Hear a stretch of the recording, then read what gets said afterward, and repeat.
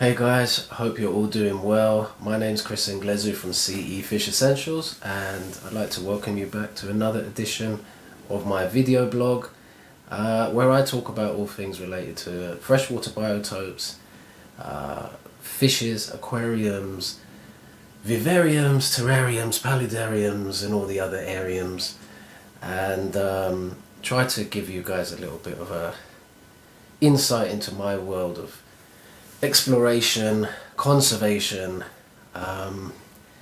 and really my passion, which is freshwater fishes. Now, I've been a little bit unwell this week, so a little bit under the weather, but I wanted to get this episode in because I wanted to do something a little bit different today. So I think you guys let me know if you like this type of format.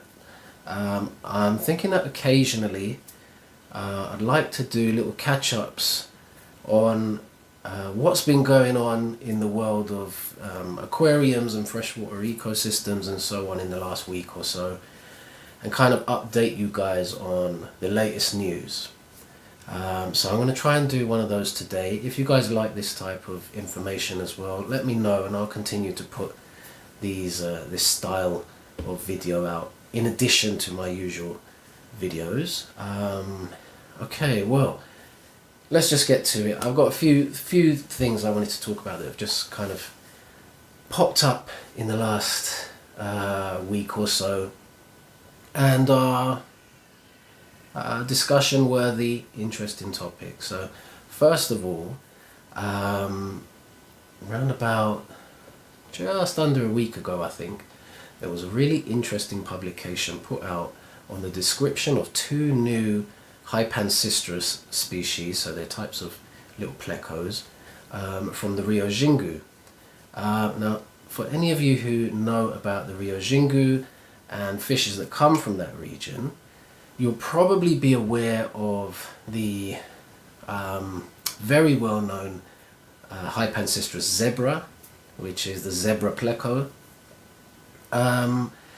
And if you were really interested, you'd know a little bit about what happened in that specific area over the last, say, decade or so, which was the construction of the Belo Monte Dam, which caused huge negative impact on the people that live in that region, but also we're coming to learn more and more negative impacts on the fishes that live in the Xingú River. Now, these two fishes that were described were not exactly new species in that sense. They've got new names, but they're very well known species in our hobby. There were two, and the first one, very quickly, many of you, if you're familiar with the L number categorization of plecos in the Loricariidae family, you'll know that many of the species will have a corresponding L number. So in this case, one of the species that was described was the L174, which has now become Hypancistrus Yudja, which is Yudja, and that was actually named after the Yudja people of Volta Grande, the area where the fish exists, who were also quite negatively impacted by the construction of the Belo Monte Dam. Now, you can probably learn more about that if you do a quick Google search, but that particular species, I'm not going to go into too much detail, but if you guys are interested, you can go and check out a friend of mine's website. If you go on the scientificfishkeeper.co.uk, I believe that my friend Rebecca Bentley does some really interesting writing over there. She also has a cool YouTube channel, so check that out as well. But if you go on there, you can read a really nice article about what I'm talking about here, and it goes into great detail. So I'm just going to brush over it briefly, but there's one aspect of this species description that I found quite interesting, because it created a little bit of a, how do you say it, like a kind of commotion in the hobby, because the second species that was described many of us will know by the common name, the king tiger pleco. Immediately in my mind when I think of that, I think of L66, the L number. But what they've done in this scientific paper is they've realized that the L numbers L66, L236, L287, L333, L399 and L400 all basically correspond to one species. And so they have given all of those L numbers one new name, which is Hypancistrus seideli, which is named after Ingo Seidel, a very passionate fish keeper and somebody who's contributed quite significantly to the world of plecos. So congratulations to you also. Having a fish named after you, Ingo, must be a very nice experience. It was not so long ago that my very good friend Ivan Mikolji had a brand new Oscar fish named after him, so that's Astronotus mikolgii as well. So these are lovely, lovely things to have something named after you anyway. But yeah, anyway, coming back to the point, it caused a lot of a fuss because people in the hobby, especially, the L numbers kind of, even though you have various kind of unnamed species, they all have their own L number, and so they're quite easy to identify. You know what they are, and it represents a locality for most people.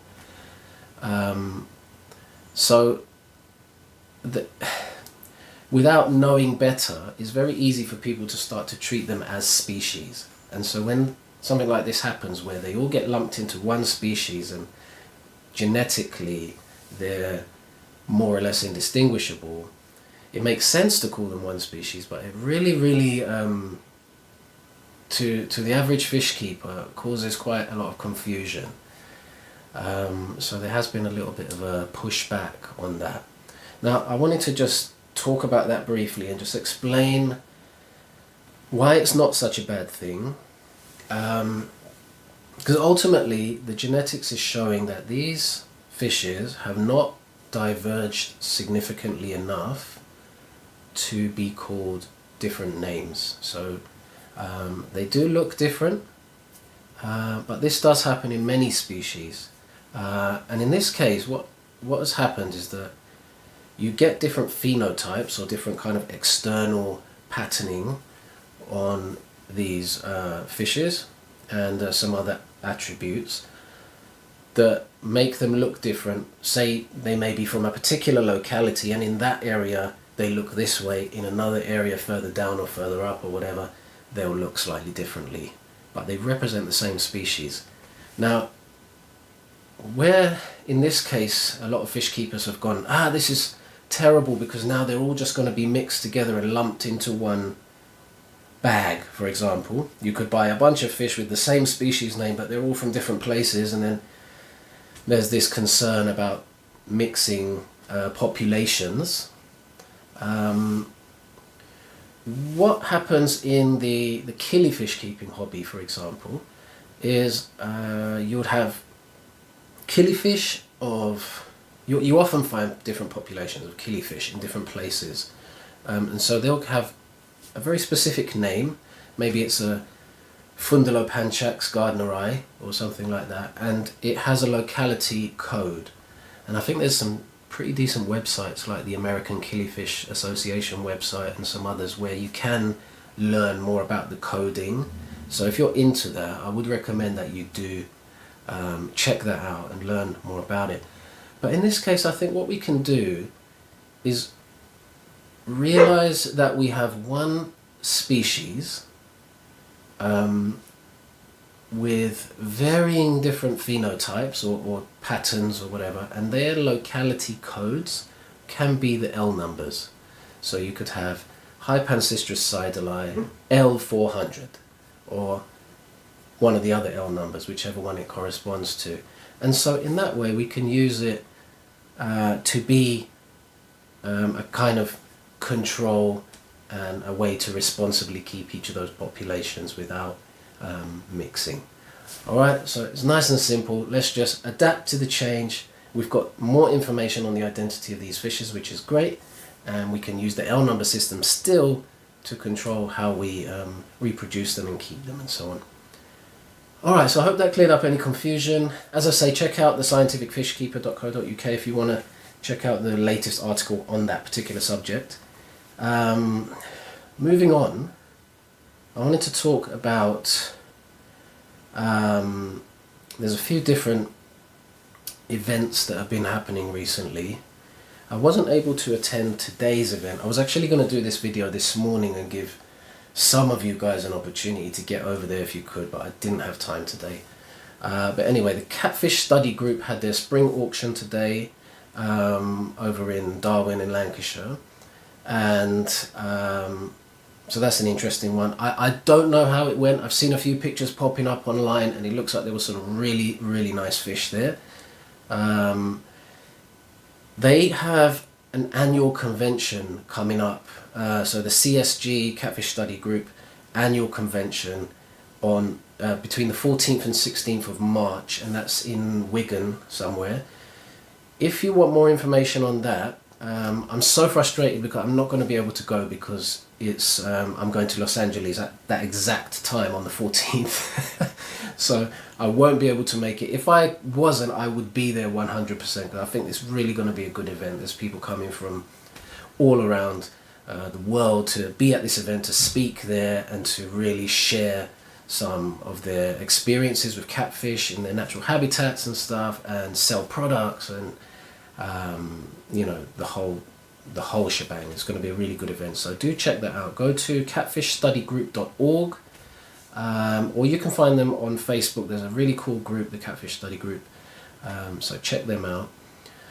Also, if you are interested in plecos, fishes of the Loricariidae family, I have a page on Facebook called Loricariidae.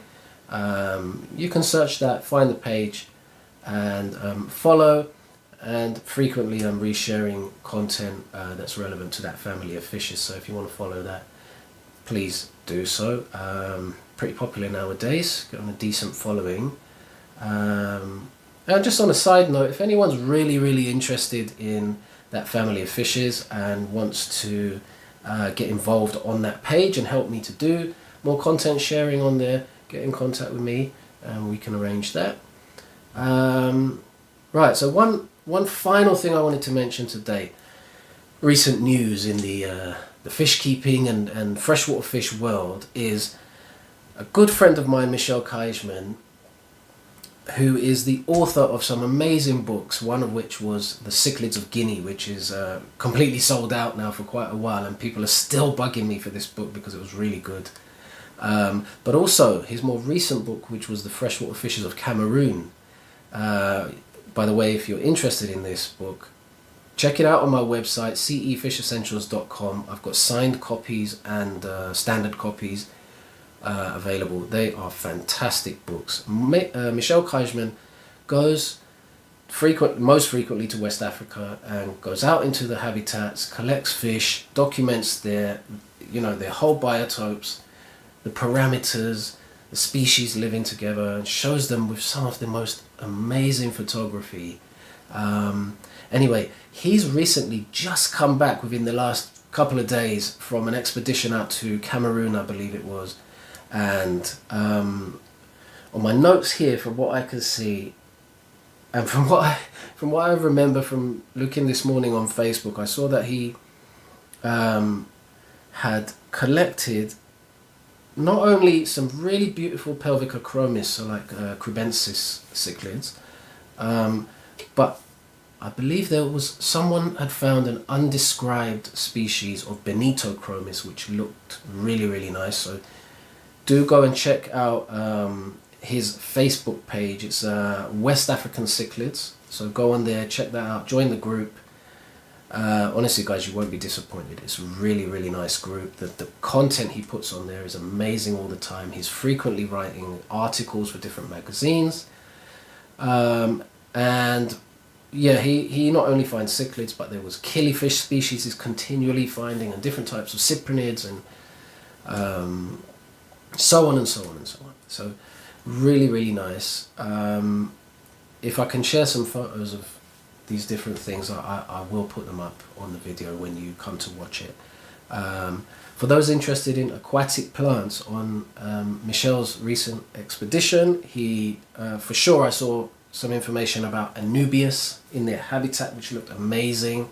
So anyone interested in Anubias, check that out. There was also Crinum natans, Bulbitis, and other types of plants mentioned as well. So check those things out. Again, if you're interested in these topics, do go and check out the biotope books on my website, cefishessentials.com. There's a book for almost everything, and I'm constantly trying to get new books in all the time, where you guys can come get the perfect information you need to learn what you need to know about the biotopes that you are interested in. And ultimately it works out better for the fishes we keep, because the more information we have, the better we can build our aquariums, and the nicer we can make the homes for our fishes, and ultimately become a more and more ethical, enriching hobby. And that's what we want, you know, people who keep dogs, people who keep cats, guinea pigs, whatever it might be. Nowadays you see some amazing things that they do for their pets, you know, so much enrichment. And oftentimes we find that in aquariums, fish tanks in general are you know, just places where fish get plopped in and left to, you know, fend for themselves most of the time, and not always in the best conditions. So, you know, my goal here is to try and encourage you guys to be more knowledgeable, learn more, so that you can be better fish keepers, and really take care of the pets, the wet pets that we keep. And you know, hopefully that will protect our hobby going into the future. Alright, well, as always, thank you for joining me. Try to keep it short and sweet as much as I can. I know I do ramble sometimes, but thank you for joining me. If you're not following me already on YouTube, you know, hit the subscribe and the bell if you want to get these notifications every time that I put a video up. I'm on Facebook, find me there, Chris Englezu or CE Fish Essentials. You can follow the page. Instagram, you can find me. And if you're interested in freshwater conservation and making a difference for freshwater ecosystems in the world, do follow Freshwater Life Project. We're a registered charity doing work internationally to protect freshwater ecosystems and species of freshwater habitats that are at threat, you know, at risk of extinction or endangerment. Alright, well, have a good evening, guys, or wherever you are in the world, have a wonderful day, and I'll see you on the next one. Alright, take care.